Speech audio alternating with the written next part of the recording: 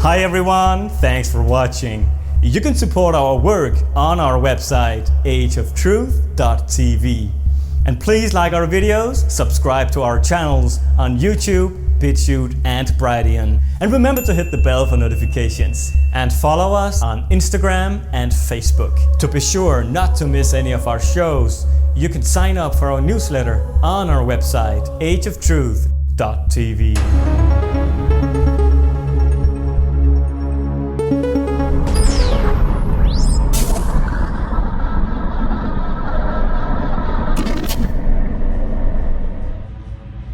Jordan Maxwell receiving a copy of Leo Zagami's new book.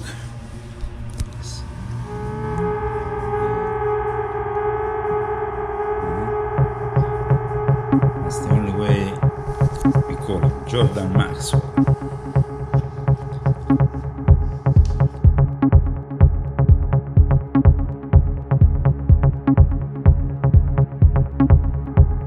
Hello and welcome to this edition of Age of Truth TV. I'm Lucas Alexander in Copenhagen, Denmark.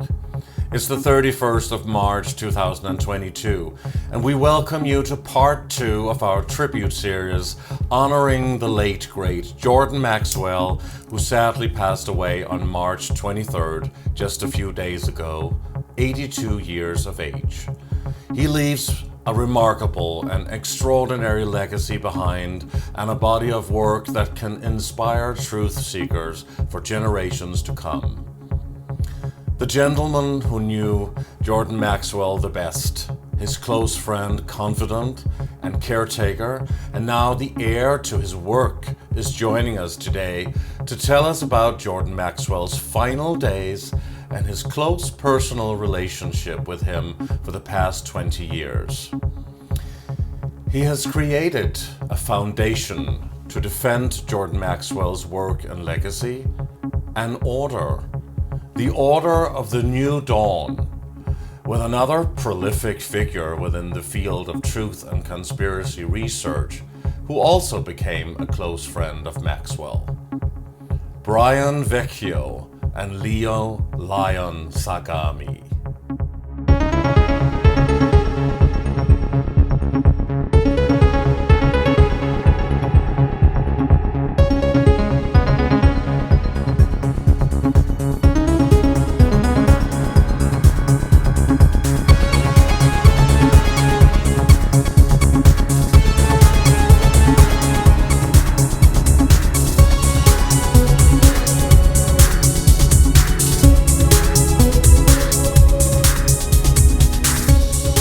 So in what way is Saturn connected to that religion in Judaism? Saturn was connected because Saturn was referred to as the inhibitor. Saturn, in all the ancient sciences of the world, everybody knows that Saturn was called the inhibitor, the stable one. Why? Because it's always sitting right there, and it's the only, as we can't see any planets out past Saturn. But with your naked eye, at least you can see Saturn. It's a little star, but if you look at it, it's Saturn. And so Saturn was called the inhibitor, which means anything that can hold you back and teach you a lesson. So therefore, mafia, police department, government, the military, the Marines, they're called Saturnalian societies. They're Saturnian. Why? Because they can hold you back. They can put you in prison. They can teach you a lesson. So any organization that is powerful enough to teach you a lesson and hold you back, we call it Saturnian. Talk to anybody who knows these words. Saturnian means severe holding you back and teaching you a lesson. So therefore, the Jews will worship Saturn on Saturn's day. They go to Temp El, and El is Saturn. So El is Saturn in the ancient world. Several researchers say that Saturn and then the name Satan is related. I got news for you. You'll hear a lot of talk about Lucifer. Yes. Yeah, Lucifer this and Lucifer's the devil and Lucifer. Well, in point of fact, if you do something really interesting, go to a library and read a book. Go to a library and read reference books on words and terms. Most people don't have time to do that. If you do that and you do the study of the word Lucifer, you will find out Lucifer is Jesus. Jesus is Lucifer. Good evening from Copenhagen, Denmark, and good morning to two very special guests we have on the show today. One is a friend of the show who's been on before, the fascinating and fiery Leo Lion Zagami, joining us from Palm Springs in California. Hi, Leo. How are you? It was a pleasure to be with you and the friends from Age of Truth. Always a pleasure, and it's very special. I have to admit that today we are a little bit sad because we are here for a tribute of somebody who, of course, has recently passed away, like Jordan Maxwell, who was a mentor and a teacher to all of us. So it's also with great pleasure that I was able to bring for this show with me also Brian VECCHIO, who was his caretaker in the last year since he moved here in Palm Desert, which is next to Palm Springs. So yes, it's absolutely wonderful. And Brian VECCHIO, we are so pleased to have you on the show. Thank you for joining us here at Age of Truth TV. We, of course, did a really epic special with Jordan Maxwell a few years ago when we went all the way to Boulder in Colorado, where he was at the time, to do a show that we named Illuminati and the Black Magic Underworld. And you have known Jordan Maxwell for a very long time, and I guess we could say that not only were you his caretaker and very close friend, you're also the webmaster of the Jordan Maxwell show, and you've been doing so much for him over the years. First of all, it's a very sad situation losing somebody like Jordan, who was an epic hero within this field of truth research and has been an inspiration to all of us who's gone in his footsteps in one way or the other. So first of all, thank you, Brian, for being here. And please, first of all, tell the audience a little bit about your personal relationship with Jordan Maxwell. Yeah, thank you for having us on and having a tribute to Jordan. Yeah, I would say my history with him is I've known him for 20 years. Really good friend, obviously mentor, teacher, everything that I've been able to be blessed with when he lived with me on and off over those years, has been, a blessing. And the last year, he wanted to come live with me. He was, not doing too well in Oregon and just wanted to get back down to Southern California. So he came down and, and I'm not the author, the owner of the Research Society or any of those, but more so I would say an heir.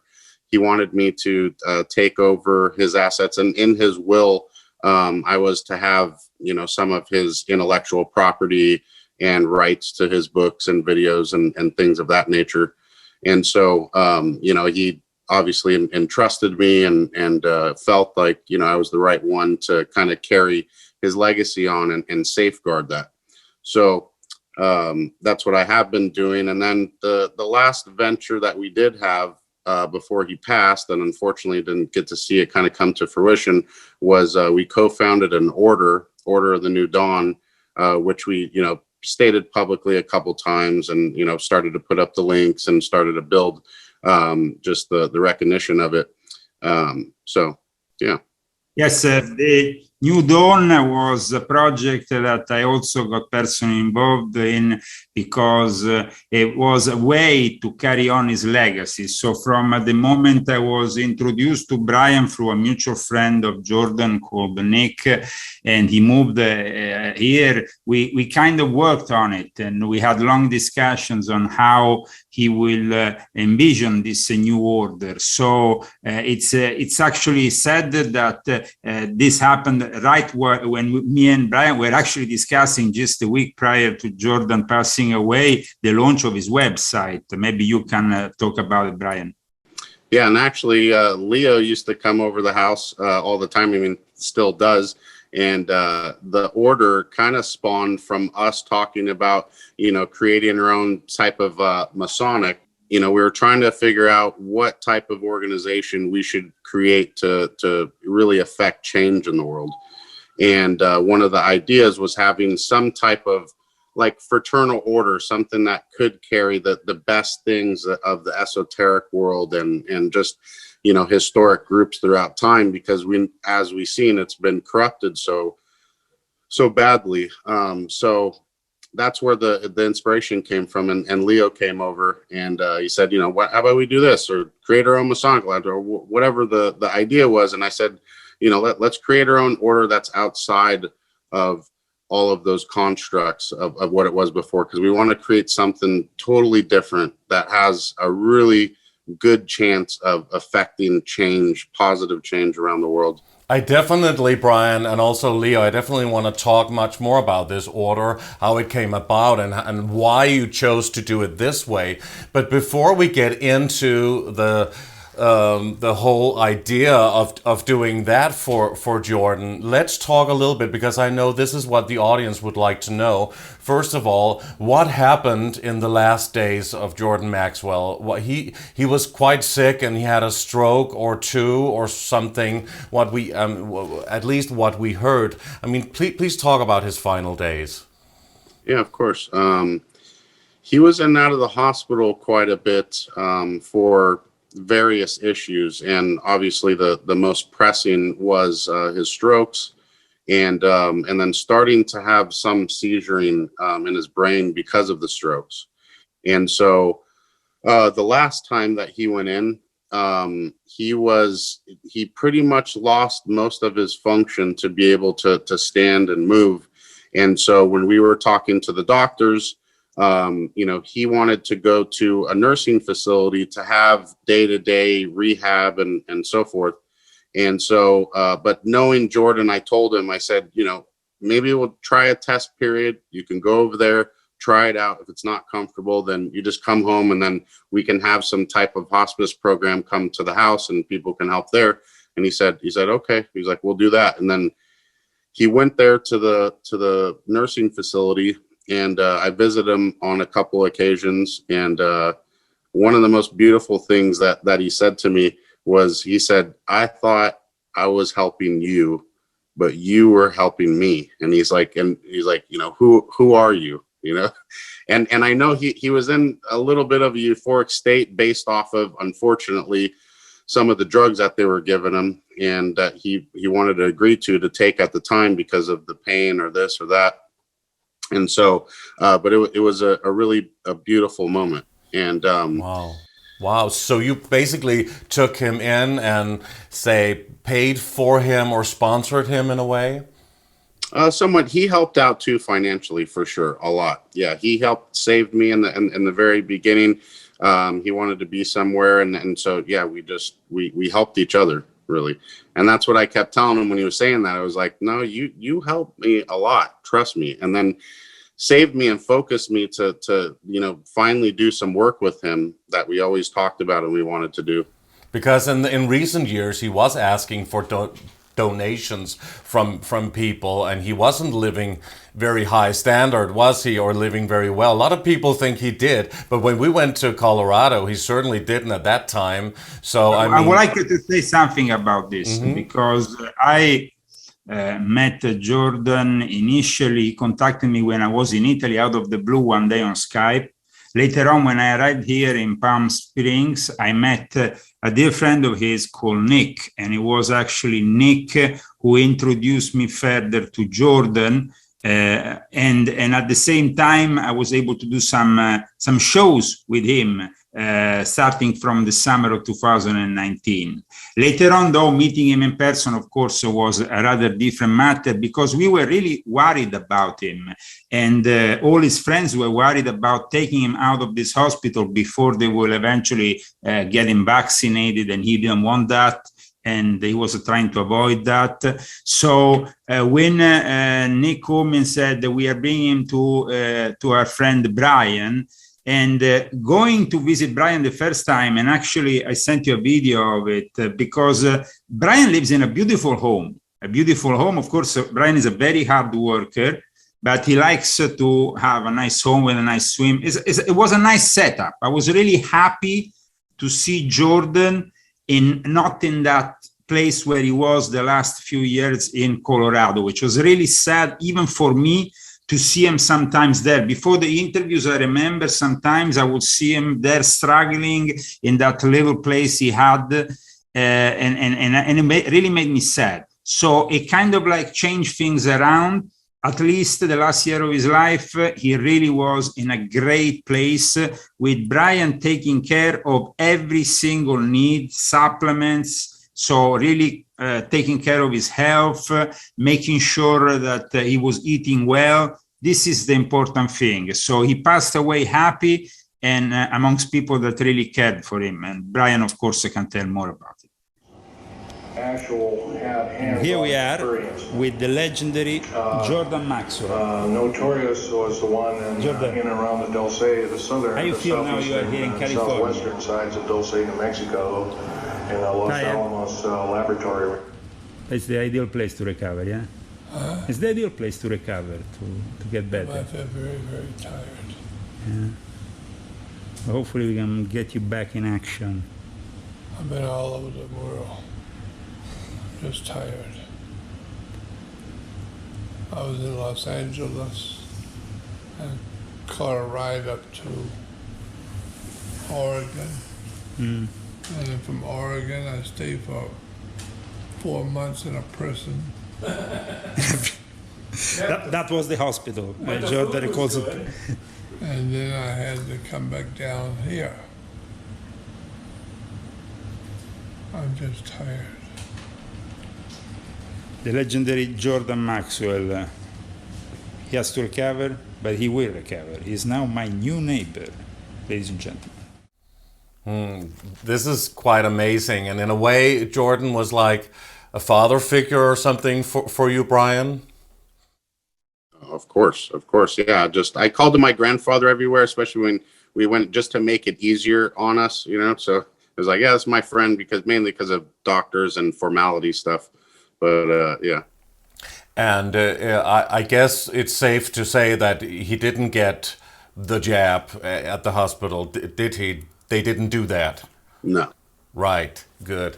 But I mean, Leo, let's turn to you for another moment here. When you think of Jordan Maxwell and his legacy, and we've all been inspired by him, he was, after all, one of the very first pioneers who started way back in 1959 talking about these things way before most people knew anything about this. And he had an enormous knowledge. He was an encyclopedia of knowledge about the occult, secret societies, the Illuminati, and everything that we already know. But I mean, you, who's been, well, you've been very open about your ties to the Illuminati and your whole backstory, and people can watch our interview on Age of Truth TV to see your whole history there, which is so fascinating, and we did a great show. So more about your background there, but how did Jordan Maxwell inspire you? What did he mean to you in terms of everything you experienced in your life? Okay, I discovered Jordan in the 90s. It was in Oslo, actually, in Norway, where I was working a lot as a record producer and a DJ, as you know. And I also used to attend the local Gnostic church. And we had a friend who was very much into the writings of Jordan Maxwell. And he gave me this book about astrotheology, written by Jordan, and I was really impressed, and I still I photocopied every page of it, and I have it back in Italy in my archives.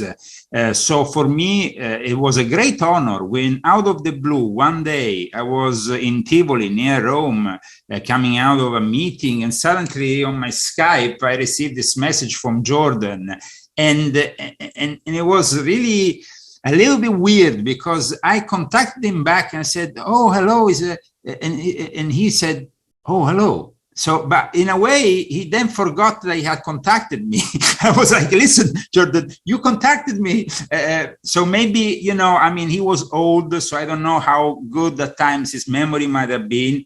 But then he was like, Leo. So then we started this dialogue. And later on, when I came, I had to flee, as you know, Italy because of the persecution. Otherwise, I would be arrested. So now I'm changing my citizenship. And when I came here, I started these interviews in the summer of 2019. Unfortunately, most of these interviews have been removed because my channels have been removed over and over again. So it's sad that we don't have... We're all facing horrendous censorship. Yeah. So basically, when I started to speak with Brian, who is is an Italo-American, really, even if not right off the boat like me, we found in common the fact that we are caring individuals, that we care about certain values, about family. And Jordan really needed some honesty in his life, because I don't know if Brian wants to talk about this, because it's a very delicate subject. But Jordan had met some very bad people in his life who have frauded even his own name. So, I mean, we were at levels that really are fraudulent. Brian, you want to tell more about this? Yeah, not too much, but I know, I mean, the world knows for the most part, if you follow Jordan, and you can see the history with him. And, it's just been a reoccurring theme, unfortunately, in his life. And like, most artists and creative people in this world that go out there and just try to create and do what they do, their business acumen, is not there. And unfortunately, they get taken advantage of, and they, a lot of false promises.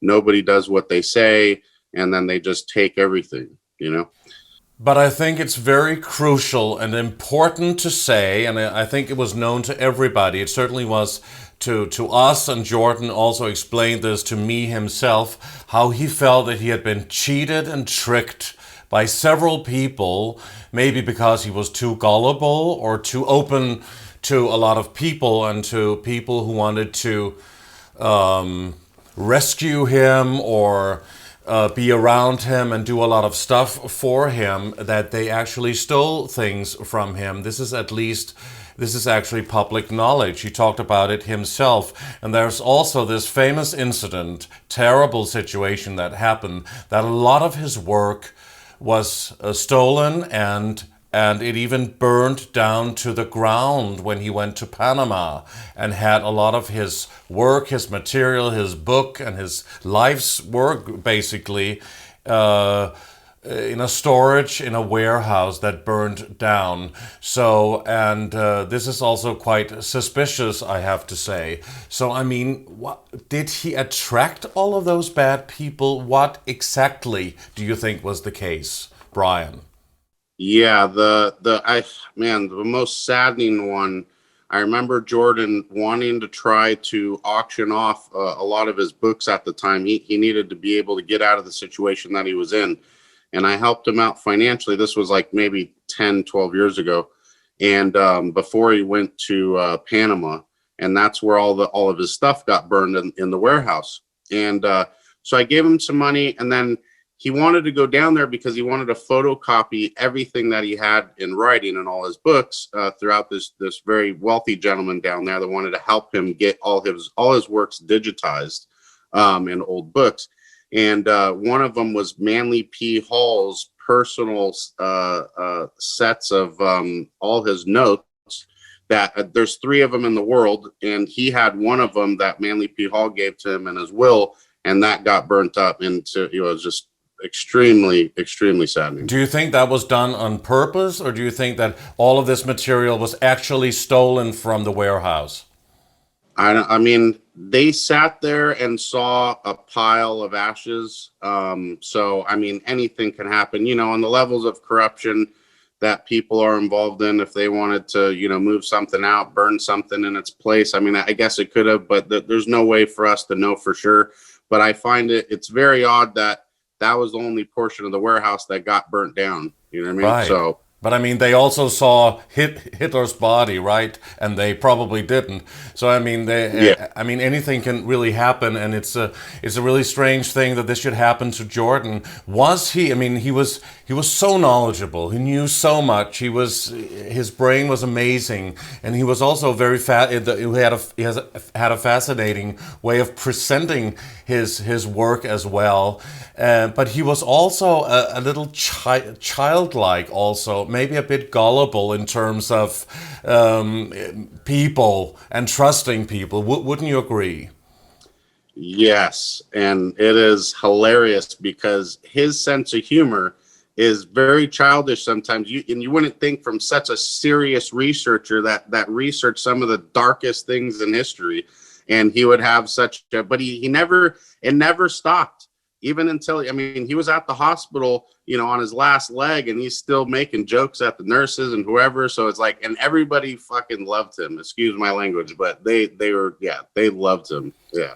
Wow, he had a very he was very likable, wasn't he? That's also how I would describe him, because we had such an amazing day with him there in Boulder, and it wasn't just the interview, which was amazing, but it was also before and after, and he told me so many things after, and I said, but why, Jordan? Didn't you tell me that during when we did the show? And he said, oh, I wouldn't tell you that. I mean, he always talked about knowing a lot of things that he couldn't talk about.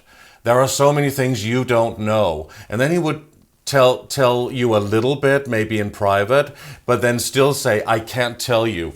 Was that because he was afraid still for his life, or why didn't he just speak the truth totally, do you think? Leo, let's take this to you.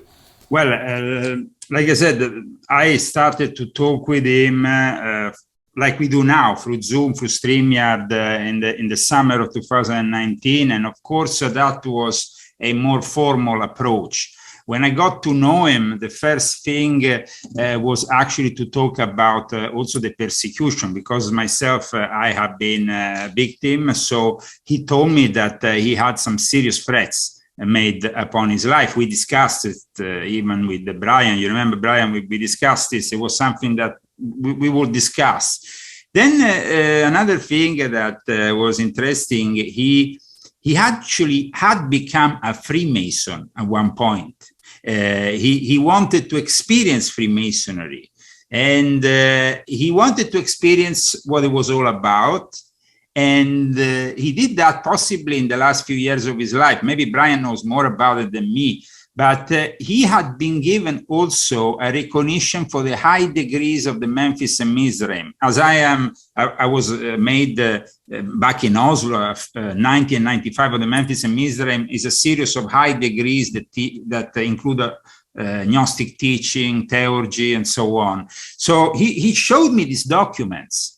And then later he explained me a little bit about the fact that he experienced Freemasonry, but he was, of course, disappointed in what he found in the end. Like I was disappointed when I approached Freemasonry here in California, because that's where apparently I think he got initiated, because he moved, he was living in Arizona, and then he came here.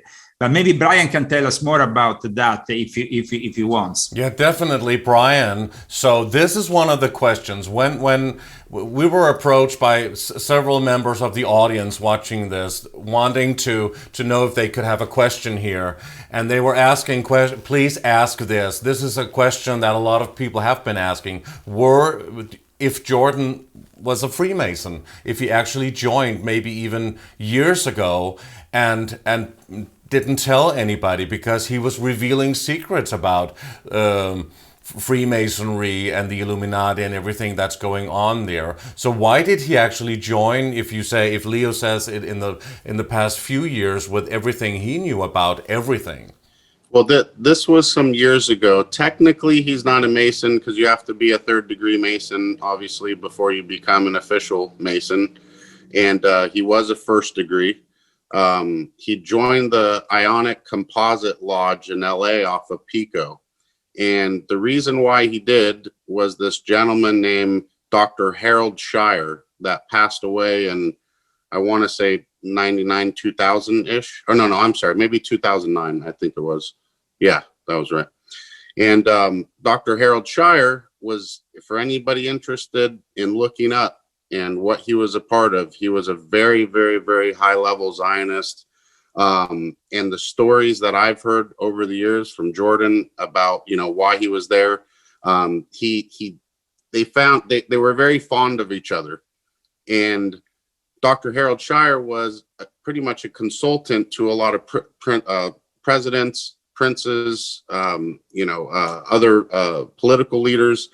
And he looked to Jordan for a lot of guidance on a lot of things. And that's what their relationship was about. And the reason why Jordan never joined fully, and which I think is because I asked him, because I was interested in joining at some point to learn the arts of Freemasonry and kind of see it firsthand for myself instead of just hearing all the speculation of it all, was he never fully felt comfortable knowing that there wasn't something being sold, like the selling of your soul or the committing of something greater than just your words or in this plane.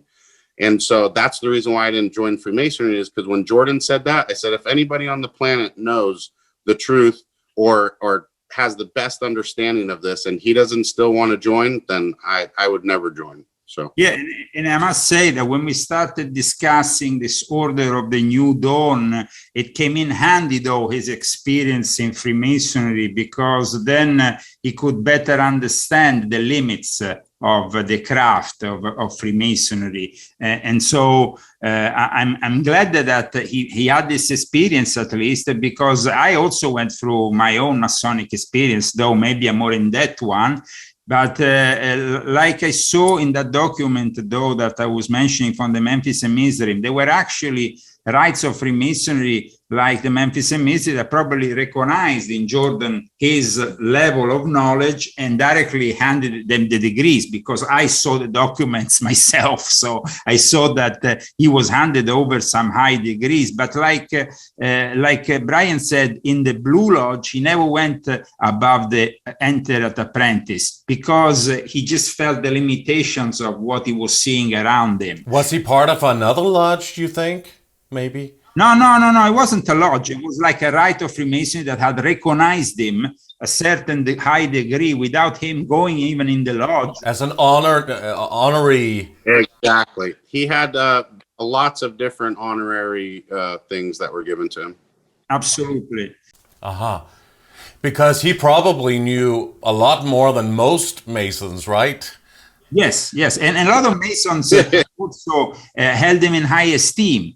That's why when we initially discussed with Jordan the creation of this New Dawn order, he wanted to approach it in a way that will actually facilitate the entrance of Masons, so they could actually come and discover the truths about certain things and maybe learn more about what is really going on. Because we know that Freemasonry is being manipulated, and we know that the Grand Masters of Freemasonry these days are all corrupt and form this chain around globalism and around all the wrong values.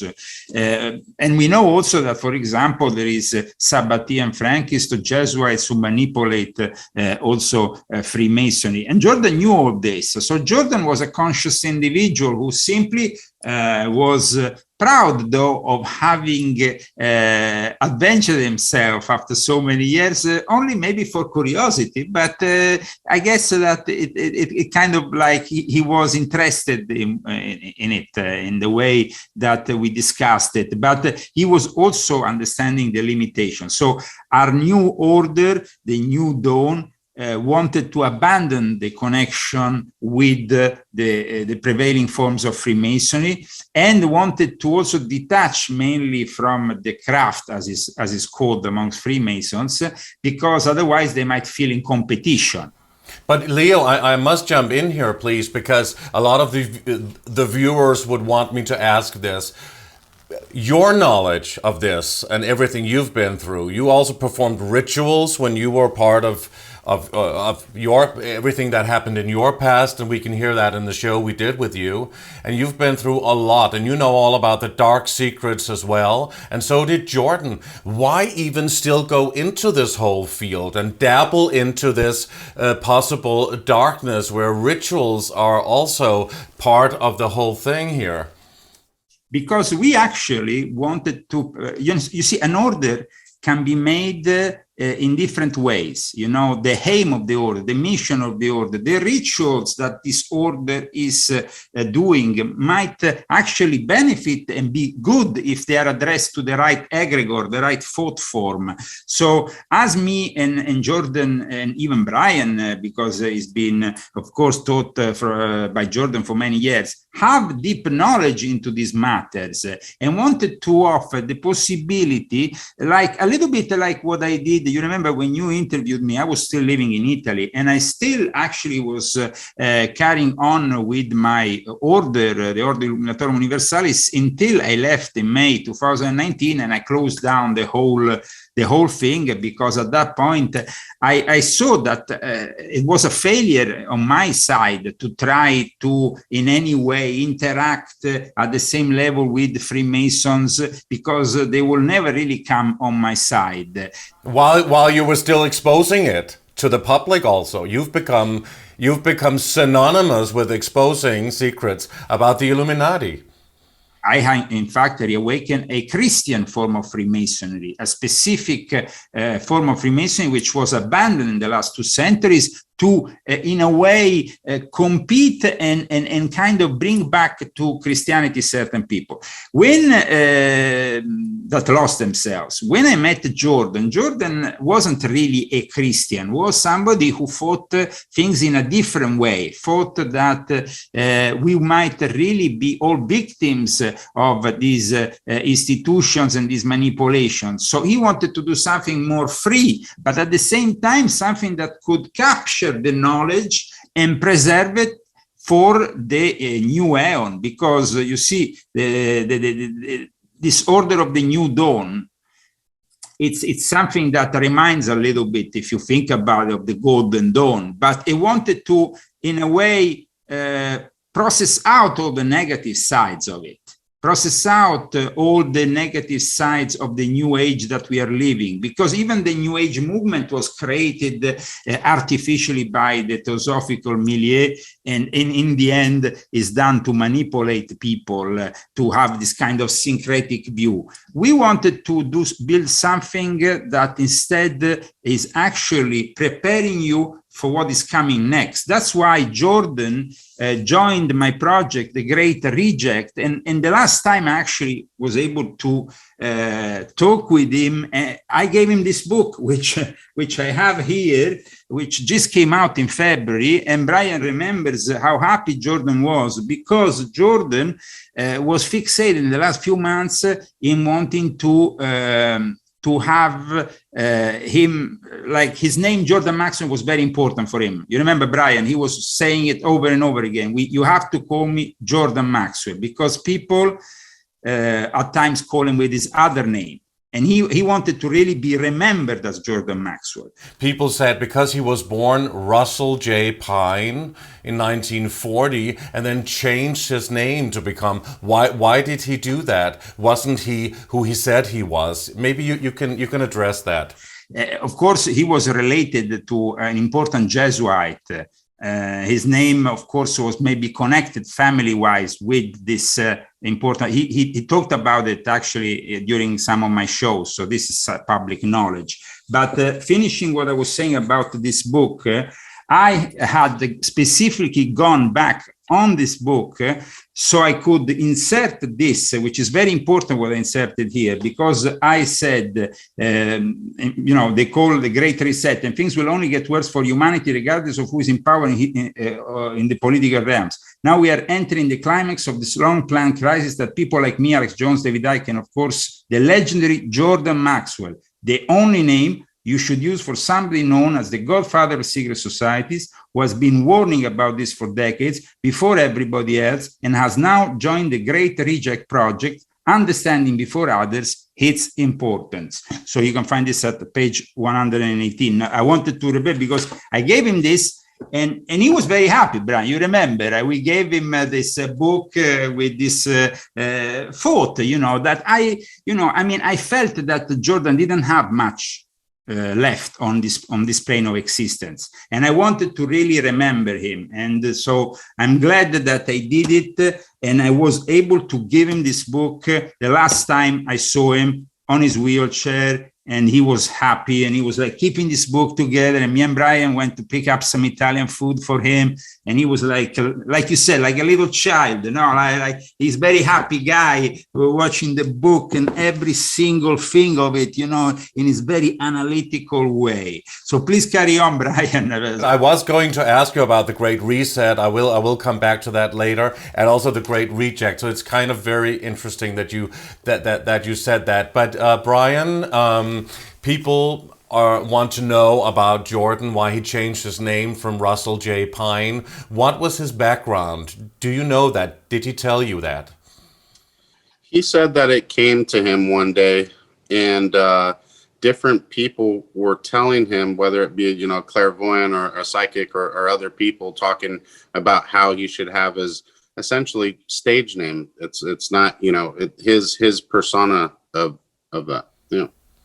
Because he was involved with Hollywood for a long time, so maybe that could also be, because according to Jordan, he told me that he was a lot of producers and script writers called him for their scripts and their stories, actually, and were very inspired by him over the years. All the time. And basically, he was inspirational for a lot of people, of course, but he was also a threat to other people. And I don't think that his name was chosen, if not because of some kind of spiritual feel, like Brian said, that he felt he had to call himself that way. And we know that name comes also from a publication by Madame Blavatsky, so from the Theosophical milieu. And so I asked him about that, actually, when I was there with Brian one day. And what he said was that he was more inspired by something that he felt. He felt like he had to call himself in that way, that he had abandoned his own self. And you know that in the initiatic circles, when you are initiated, you take on a new name. But life itself can be an initiation, and you can go through a personal initiation that you feel is a trial in your life. It's like an initiation, no? So he went through this personal initiation, personal trial, and he chose this name. This is, I think, really what he wanted to also, and that's why he was strongly saying to me, Leo, we have to remind people that I'm Jordan Maxwell, and I only want to be reminded as Jordan Maxwell. So I didn't even put his other name in this publication. I simply said we have to remember this name, Jordan Maxwell. It's just very important to address it, to let's say go as close to the core of the truth here, because there's so much speculation. He believed in reincarnation. So and Brian can tell you this, Jordan believed in reincarnation. So it was also connected to his reincarnation, this name. Isn't that the case? Do you think, Brian, that Jordan will choose now to reincarnate again on Earth, go through that whole, because I spoke to him about the possible karma wheel death trap there, and or will he choose to go elsewhere, to Source or to another, let's say a planetary system or something? He said on many occasions that he wanted to come back and he didn't want to go home yet. Did he really? Mm-hmm. And did he explain further? I guess he just felt like his work was never done. Did he talk to you about how he felt, well, seeing and discovering that everything that he had been saying for 62 years and all of the presentations, books, and everything he had done, everything has come true, right? With the whole, well, everything about revealing secrets of the secret societies, the Illuminati, but also the whole New World Order agenda, the Agenda 21, and now with the Great Reset coming. I mean, everything came true, right? How did he feel about it? What was he? Do you think he was sad not to see the world change for the better, which is what he was working for all his life? Yes. I mean, you know, it's one of those I told you so moments over and over and over again for him when, I mean, at the house, you know, I tried to get him on radio as much as I could and talk to as many people because that's what brought life into him. And so I tried to help manage that as well, amongst other things in his life. And yeah, it was a lot of I told you so's. And everyone always asked him the same question. I think that we both agree that Jordan, in the last couple of years, was really fearing what was about to happen before things get better. And that he didn't want to really be here for that. He was kind of like, he said it, he stated, and even in one of those videos I sent you, Lucas, he was really fearing the worst for humanity before it gets better. So, yeah, I think the terrifying thing is yes, he didn't really have much hope because of really truly understanding humanity, studying humanity, the human psyche, human behavior for all these years in depth in the most darkest way possible, or about the most darkest things of humanity possible. And it's seeing the state of the world. We had this conversation on many different occasions, that seeing the state of the world that it's in and knowing the technology and the things that they have now, it's not going to be the same fight anymore. It's not going to be where we can overcome this from a little revolution when they have bioweapons that can wipe out masses of, you know, it's just not the same fight anymore. So I think that's what kind of allowed him to feel like he gave up a little bit and saying that there's no hope for humanity, because look at what we let done, like all this shit. It's insane. It's absolutely insane. Everything we've all been saying for years has come true. Yet, however, humanity we've also experienced a mass awakening. Maybe not, as many people like who are still asleep. But when I asked him the final question in my big interview with him down in Colorado, I said, "So Jordan, do you think there's hope for humanity?" And he said, "No, I don't think there's any hope for humanity." And I said, "You can't be serious." And we talked about this afterwards also. And I mean, and I want to address this because what I found in the few times I spoke to him was that he was very dualistic in a way. He was double-sided. He was the truth teller and that he was the joker in a way. He would often contradict himself a little bit, say something, and then go back and say something else or the opposite of what he had just been saying. I mean, I guess you've also experienced that, haven't you? Exactly. And he did that. And I asked him on many occasions, maybe not necessarily that how you explained it, but of the same nature. And he said, "I just want to make people question what I just said, go deeper, question, never stop." And in fact, when we discussed this whole order thing, the order of the new dawn, it was about not an order with a set. I mean, of course, you have a minimum set of rules and regulations to conduct something, an institution that you want to build, but an order that was inquisitive and will ask always questions and will be open and will have people that actually even thought differently, because me and Brian discussed this many times, no, Brian, about the fact that maybe people that will not agree with certain things that Jordan said might agree with things I say, but we will make it in a way that was all-inclusive so that people will keep on asking questions. And this was really the nature, I think, of Jordan's work. So I think that this was important. So the dualistic side to him, which told us a lot about his nature, actually, was also to provoke us a little bit. Is that how it's to ask more questions, to question even what he said? Yes. Exactly. Always. Every time I asked him, he said, "I just want people." I said, why do why do you question like that? When I wanted to start filming a video or have him say something in a certain way that I thought maybe I was trying to add my value in some way. He's like, no. He's like, we're not going to do it like that. I'm like, okay, why? And he was like, that's not going to allow him to question. He's like, do it like this, and this will be the outcome. So yeah, it was all about making people think. Right, and just a little fun thing. It's not important, but that was he had 2 wine glasses and he filled them up with, like, I think it was cranberry juice, one for me and one for him. And I said, well, everybody will think we're drinking wine. And he said, that's exactly what I want them to think. It's just and it wasn't actually, but it looks like wine. You know, it's just and that's just a little fun note. So, Leo and Brian, I think it's time now to show the audience something very, very fascinating and interesting, because, Leo, you sent us today an exclusive, well, it's a few videos that you took, private videos that you took of Jordan just recently, not long before he passed. And we would like to show some of that footage here and come back to the interview. So let's just run a couple of these videos, and I think it's very interesting for the audience to see Jordan in his final days. See, Jordan is enjoying the biscuits. No. It tastes like I got a little weed in them. You enjoy the biscuit, Jordan? Are you trying to get us high? Say hello to my wife who made the biscuits.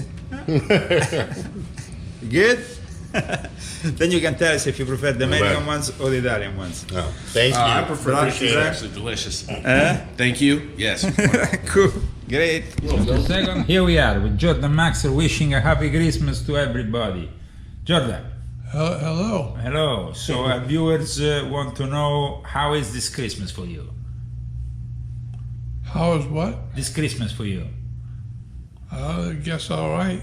All right, you're going to have a great birthday after Christmas. So we're going to invite everybody to the birthday that is happening on the 28th in LA. So don't miss this event. In Communist California. In Communist California. Here we are with Jordan Maxwell in his new retreat in Palm Desert. How you enjoy it? I see you're getting better though, eh? It's okay. It's okay. So lately you have been to a conference in Laughlin. I heard you did a good performance over there. So what do you think is going to happen now? We are in the year 2021. Everybody's under this obsession that we have to continue with the Delta variant into this infinite dictatorship. People don't know what's going on. They don't know what's happening. I know what's happening because I've been studying it for years. I've seen it. I've been talking about it for years, studying it for years. The next move of the New World Order seems to be to convince us psychologically that we need to see at all costs. I read a few articles today regarding both the World Economic Forum and the Vatican working on convincing people with the use of marketing techniques and psychology to make sure that people are convinced that it's a good thing. It's like mind control. You can see it, all the marketing and advertising campaigns. Can I show you? If you understand, yeah. This is Brian, which is basically Jordan's. How we can introduce you? What's your Just position? Jordan's family. Jordan's family. That's good. That's good.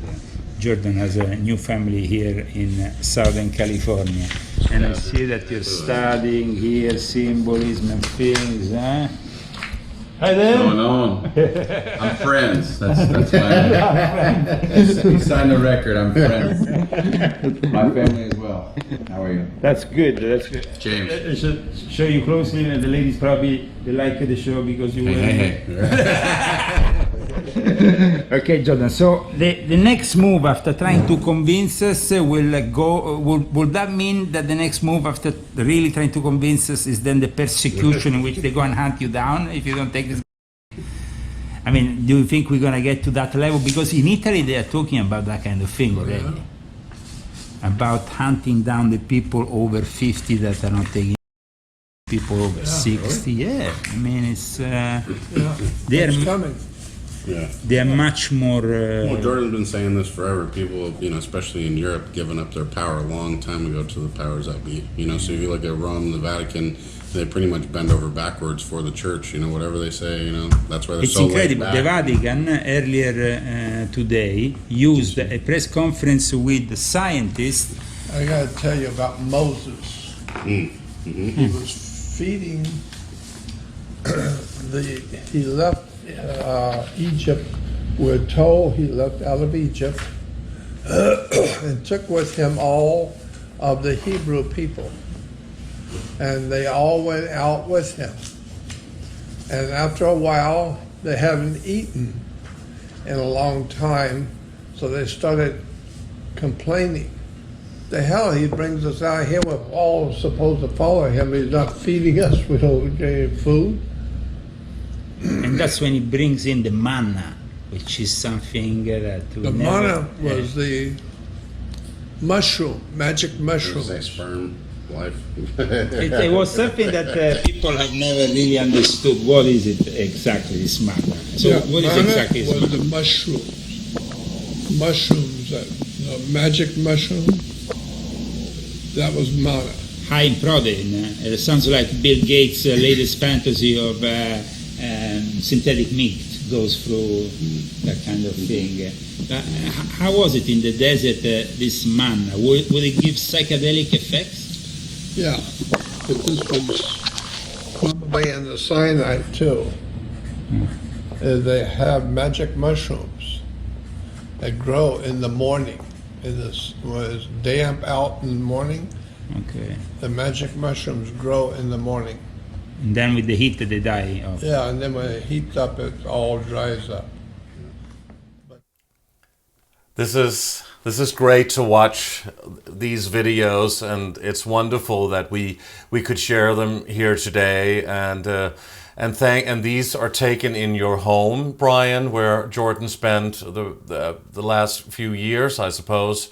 And it's great to see him in his final days, and you can certainly see that he was older here, but looking happy and still fighting the good fight in a way. So thank you so much for sharing those with us. And I think we should continue with the interview here, because Leo, I want to get back to this order you've created here with Brian, which is kind of is it a trust or something for carrying on Jordan's legacy? Is it not true that it is called the Illuminated Order of the New Dawn, which is an Illuminati subgroup, 1 out of 4, which is linked to the disciples of Solomon, the architects of Thoth, and the celestial choir, Kali's daughters, and the seers of Kronos, Saturn?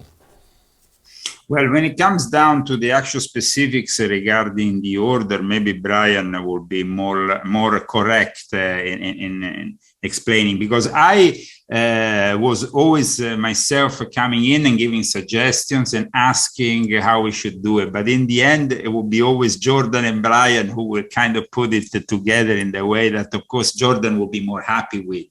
So regarding this question, I will say that it wasn't anything connected to the Illuminati as such as we know it, because even I was in the past trying to have an Illuminati order that was independent and fighting the other orders, but I understood that that wasn't really working out that well. And we wanted to do something completely independent that was of help for communities that were joining what I then defined as the Great Reject, because communities that are actually preparing for the collapse of this society. So Jordan knew that he had to plant these seeds so that we could carry them on in a community kind of situation. So his trust will be then included in this community. Now, Brian can maybe explain this better, because we went on for months on working on this project, but I don't want to say anything that then Brian tells me. So please, Brian, you maybe can. Please explain more about this order, because it is already an organized order, a subgroup of the Illuminati, huh? I will not see it as such. But Brian, how do you see it? No, I wouldn't say that at all. Yes.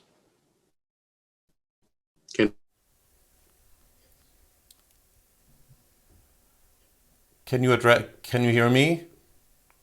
Kind of like there must be. He is frozen. It kind of froze. It's like somebody didn't want us to. Oh wow! Oh wow! That's a very interesting time that this is happening. Wow, huh? I hope it comes back. I certainly hope that he's coming back here, because that is a very, very strange moment that this is happening. To carry on what the project was basically to recruit people of integrity within Freemasonry, within the Illuminati, within those groups, but also within the normal folks that have nothing to do with these secret societies, that are simply interested in these mystery schools of old and what they represented for humanity. So there was a lot of work that, of course, was done by both me and Jordan in the past, thanks to our books that we have published, talking about all these things. So we were the most suited people to really have a 360 degrees complete vision of what secret societies are, what mystery schools are, and what do they represent for humanity, and what they have done in the positive direction, in the positive way, and what they have done in a negative way.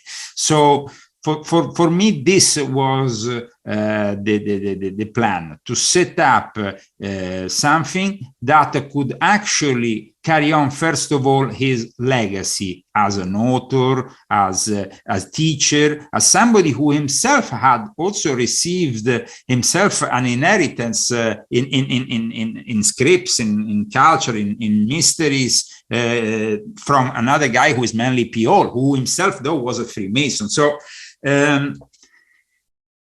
Brian, are you back? So we can continue. Yeah, I just need to see if Brian's. I need to. Yeah, no, that's exactly what I was going to say.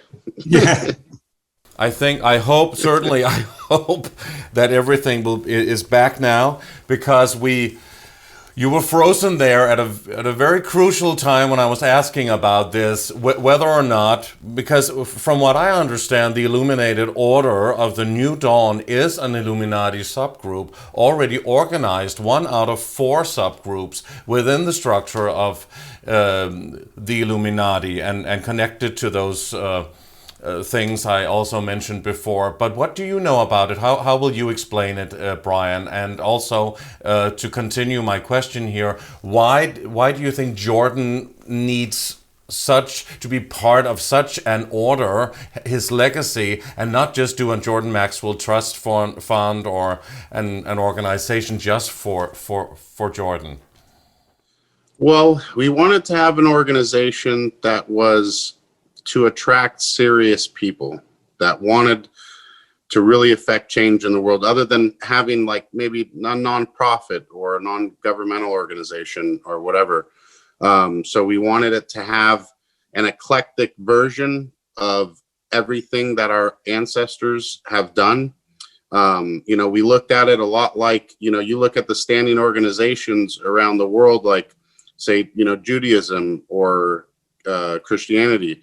And if you look at the early foundations, it's a very eclectic piece of an organization. There's so many things from all walks of life, all points of history. And that's what we envision doing, is bringing in eclectic. So no, it's not a part formally of anything, of course, anything remotely like that. So it's not an Illuminati subgroup as described some places on the internet. No, it would be the farthest thing from that. But why do you think, Brian, that you would need to do that and make an eclectic group? Isn't that in the same way of doing what Jordan actually was exposing, to try and make like an elite group for Jordan's knowledge and maybe other people's knowledge as well? No, I mean eclectic in the sense that what we're building, we're taking the best parts of everything throughout society, through history, and we're applying those things that make sense to us, so that way we can relate from people of all walks of life, from all around the world, from every tribe, every group. And all we're going to do is best understand each other through research groups. Excuse me for a second. Oh, it's happening again. Oh, there you are. I hope you'll stay on. Yeah. Okay, so, but isn't that in fact what the original idea of the Illuminati way back in 1776? What wasn't that based on such a group of thinkers, historians, researchers, chroniclers, and people that were very knowledgeable within the field of the esoteric and the occult? Yeah, very, very much so. I would say the only difference is, their ordered details of what they're trying to accomplish was not to organize a one world religion, abolish personal, private property. That there's lots of things that it's nowhere remotely like that. Yeah, the aims are completely different. I mean, even the original Illuminati at some levels were actually manipulated to believe one thing and there was the other. I mean, in my latest book, I explain how there was this whole belief system in the Illuminati whereby the lowest degrees were thinking they were actually Christian. And then you will go further up the ladder and you will have a different understanding of what this Christ figure was, and Jesus became like a communist at one point because they wanted to destroy the monarchies, so he couldn't be connected any longer to the house of David and be the kind of kingdom of God figure. So there is some work that and utilize resources to overthrow things. It's not another one either. Was this before that this early structure of the Illuminati became infiltrated by Satanists? No, well, the Illuminati, unfortunately, right from the order of the Illuminati, because you have to understand the Illuminati exists since the ancient mystery schools. So when I describe them in volume 1, I explain this. But as I explain in volume 7, for example, my latest book, the Illuminati themselves from the beginning became a laboratory, a little bit. I made this parallel. It was a little bit like the Wuhan lab of the communist virus. Yeah. Because then, you had the Philippe Buonarroti, you had the people who gave birth to the League of the Just, that then became the place where Karl Marx wrote his manifesto. So, I mean, it kind of like, it really inspired a series of people to do things that at the end I don't agree with, because for me, destroying the Russian monarchy and the Tsar meant communism. And we saw the dramatic results of it, and we're still paying the consequences to this day. The same thing with the Austro-Hungarian Empire or any other kingdom, the Kaiser, everybody that was involved in Europe in the absolute monarchies was then overthrown, and they planted the seeds either for the so-called, between brackets, democracies or the constitutional monarchies, which are a joke, because all those constitutional monarchies that you have in Scandinavia, they are basically controlled by the Illuminati. That's why they stayed in place. They are part of the Illuminati, but all of these are also top elitist Satanists, right? The New World Order architects. And we have them here in Europe, of course, as you know, and of course also in America. Everybody's working together. Yeah, Europe is the headquarters. Yeah. Definitely is the headquarters, but it's like in every organization, and from my own personal experience, I saw that even in the Monte Carlo Lodge, it was divided in 50-50%. So 50% will be after the esoteric, satanic activities. The other 50 wasn't really caring about that. They were caring about geopolitical, political, business matters. So this is how we had really a different kind of order with Adam Weishaupt, because Weishaupt wanted to infiltrate Freemasonry. He didn't really have much success, though, if you think about it, in the early days, while instead these days, even every single Grand Lodge there is in the world seems to have become globalist and working with leftist values that, of course, go back to the Illuminati. That's why, unfortunately, they have corrupted even that side of Freemasonry, which was Christian and had conservative values. That's why I when I came here to California, I briefly went to a few lodges to see what was going on here. As I am a Freemason, I wanted to attend a few lodges to see what it was all about. But when I saw that they were, lodges shouldn't really discuss neither religion and politics, but here they are promoting leftist values, condemning people that wear a MAGA hat before they going into the lodge, like or maybe promoting inside the lodges values that are completely wrong, from the Muslim Brotherhood to the OTO, all kinds of esoteric, occult stuff that doesn't have anything to do really with the fraternal side, the way it was originally conceived. So I think that in the New Dawn, what we are still planning to do, because remember that Jordan has passed away, but he really wanted this order. So Jordan wanted this order. That's a crucial thing to know, of course, also for the viewers. Brian can confirm it. It was like his last wish, I want to have it, and I want to have it this way. And we will go on for hours in front of the swimming pool in Palm Desert discussing these things, and it was like he wanted to build this because he thought that the only way to preserve his kind of knowledge was to build an order that had, of course, a different DNA from all these other orders that he had been exposing during his life. But still, it was capable to hide itself from the powerful people that might instead overthrow the whole project. Yes, but Leo, but isn't that in a way to work on the same principles, to work with the same principles? Well, when you are fighting certain people, and from my own personal experience, I have been able to survive until the year 2022, exposing for 20 years of this, only because at some points I had the support of my own order, which I brought out of the Monte Carlo Lodge and I brought back to Italy when I moved there. And this is all written in my books. But it kind of helped me, because then the enemy was fearing the reprisal of maybe who knows who was in Leo's lodge, and they will try to get to investigate. And then who are the allies? In which lodges are Leo's allies? Leo as a lonely person, or Jordan as a lone wolf, would have been killed a long time ago. Well, he did sometimes say that, or allude to the fact that he wasn't always safe. Did he also talk to you about that, Brian? Because a lot of people also maybe speculate, saying maybe there was people behind the scenes protecting him for all of these years. I believe that's true. Yeah, there's a lot of very, very powerful people that he knew that for some reason liked him, loved learning from him. And I think, even these guys at the very top, they're lost. They're like lost children that are damaged and broken, and they find some comfort in Jordan's work. And I think that's why they say, he's a good man after they meet him, see him, and then they just, and I asked him this a long time ago too, is why did somebody like yourself that, probably worked the most to expose all these organizations, especially with the Catholic Church or anything else, they haven't killed you yet?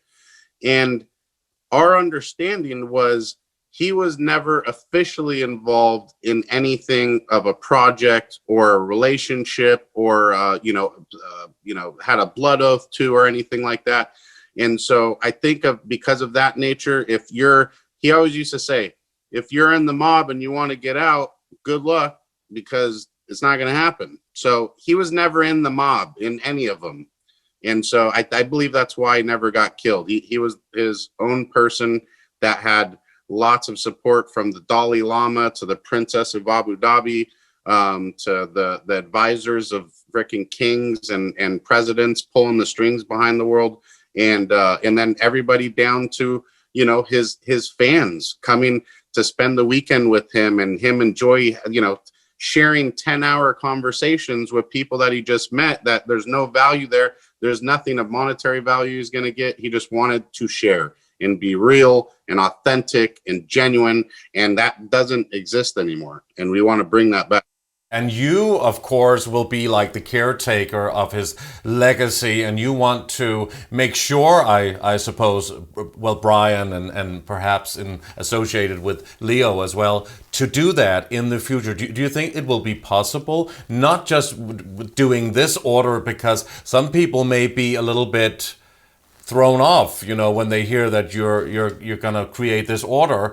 But I mean, Lucas, I was thrown off myself when he said Leo and Brian, I remember, they invited me, sit down, and I said, listen, Leo, we are doing this thing. It's the order of the new dawn. What do you think? Do you want to join it? And at the beginning, if you remember, Brian, I said, are you sure you want to really shape a new order? Because you will have a lot of people criticizing us, a lot of people throwing shit at us for this reason. Yeah, of course.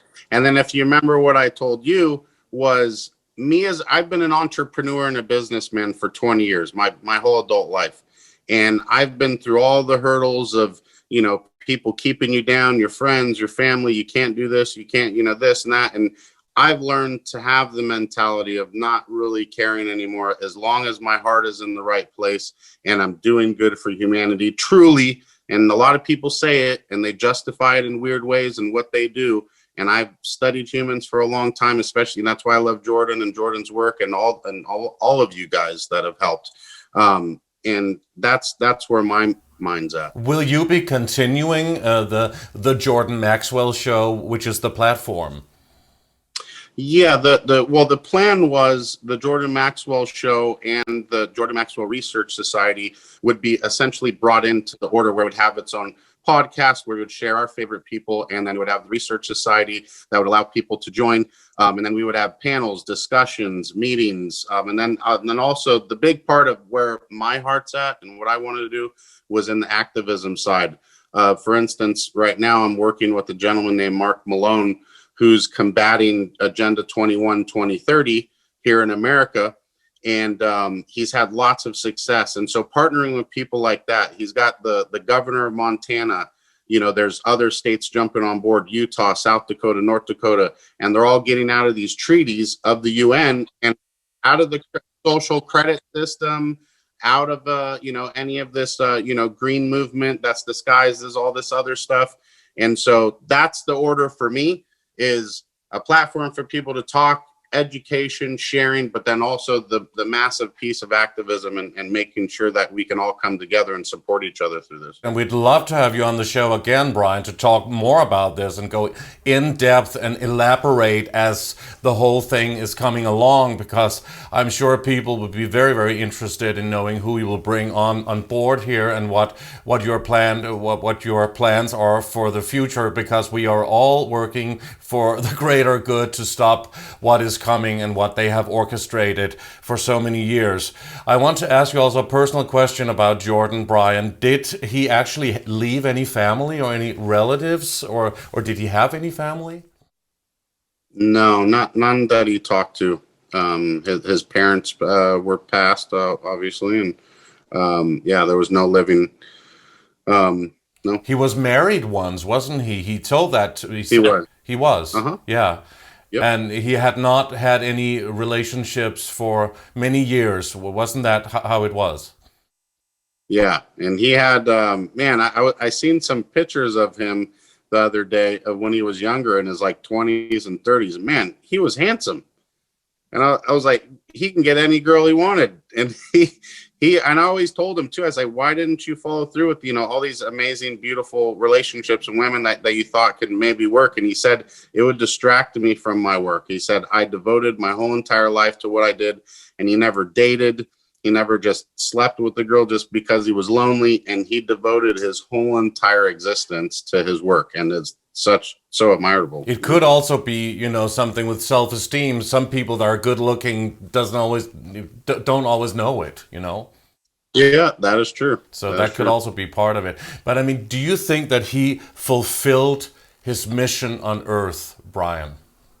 You know, knowing him for 20 years and all the stories about the story with the one young woman that he was dating and her father that was supposedly an alien showed him these alien ships when he said, you're going to do the best work at the end of your life.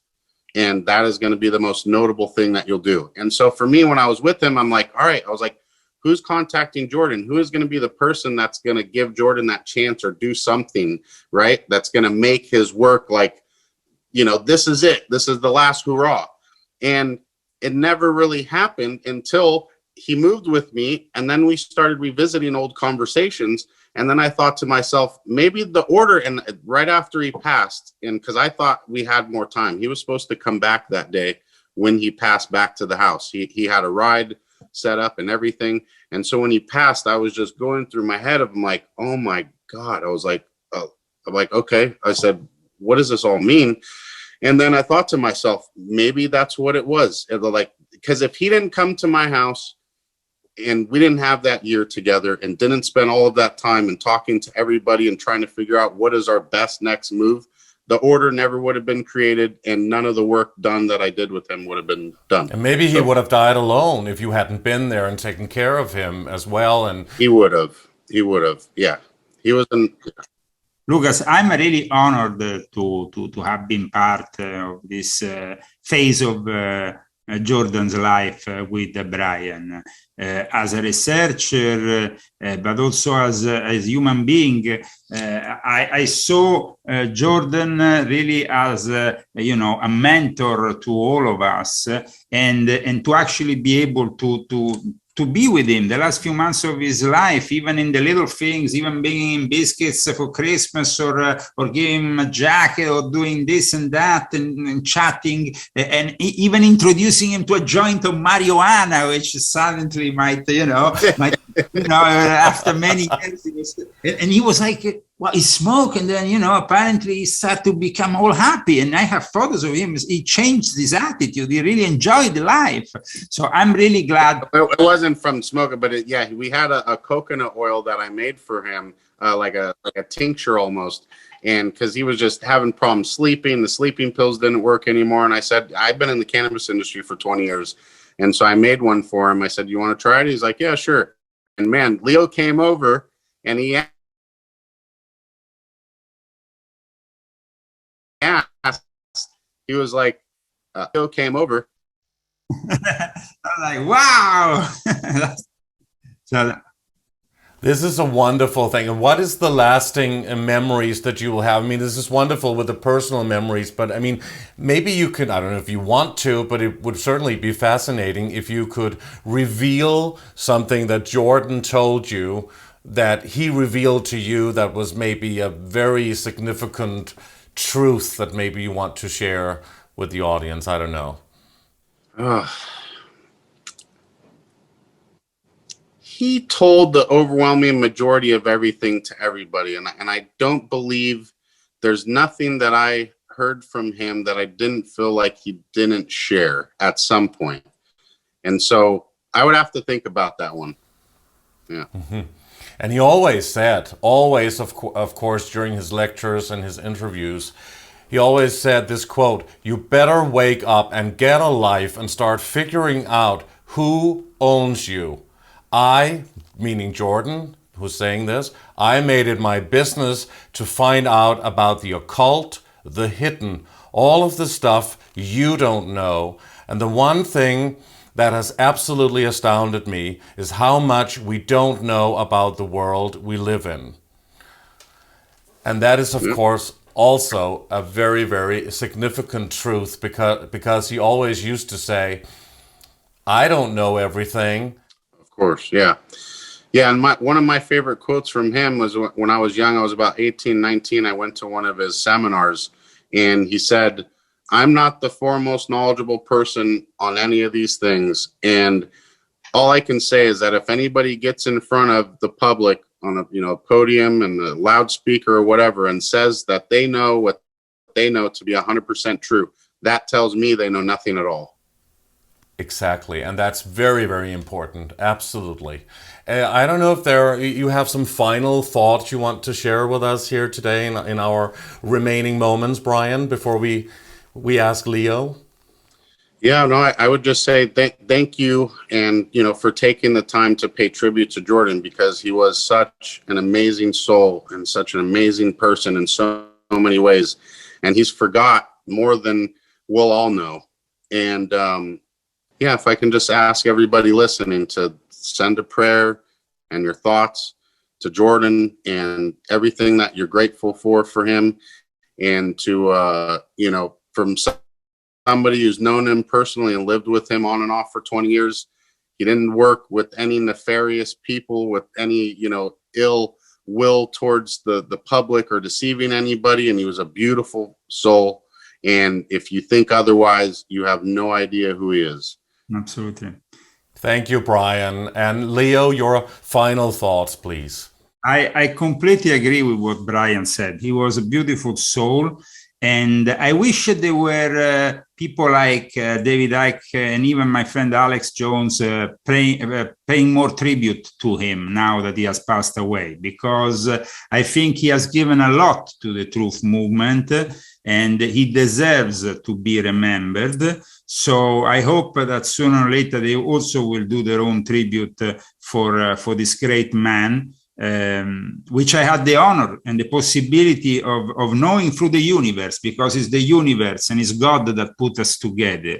And one thing that Brian knows very well, I always used to insist on when I used to meet Jordan was, Jordan, for you, what is God for you? What is God for you? Well, now, Jordan, you know what is God, and you are above all of us now. And pray for us also, as well as us praying for you, because we are left here on this plane of existence and we have definitely a few difficult years and decades ahead that definitely will need his inspiration. And so thank you so much also, Lucas, for organizing this wonderful interview and this tribute for Jordan. Jordan Maxwell has certainly been a great inspiration to all of us in the truth movement. He was the first, he was a pioneer, and he has done great things. And I'm so happy to know that you guys will be carrying on his legacy, and we hope that a lot will come from, you know, in the future, that future generations also working for the truth will continue to be inspired by Jordan's work for 62 years in this field. And I want to thank you both of you gentlemen, Brian VECCHIO and Leo Lyon Zagami, for being on Age of Truth TV. Thank you. Thank you, sir. Thank you very much to Leo Lyon Zagami and to Brian VECCHIO for joining us for this Part 2 tribute to the late, great Jordan Maxwell. And thanks to all of you for watching Age of Truth TV. You can support us by clicking onto our website, ageoftruth.tv. And please like our videos, subscribe to our channel, and hit the bell for notifications. You can sign up for our newsletter on our website, ageoftruth.tv as well.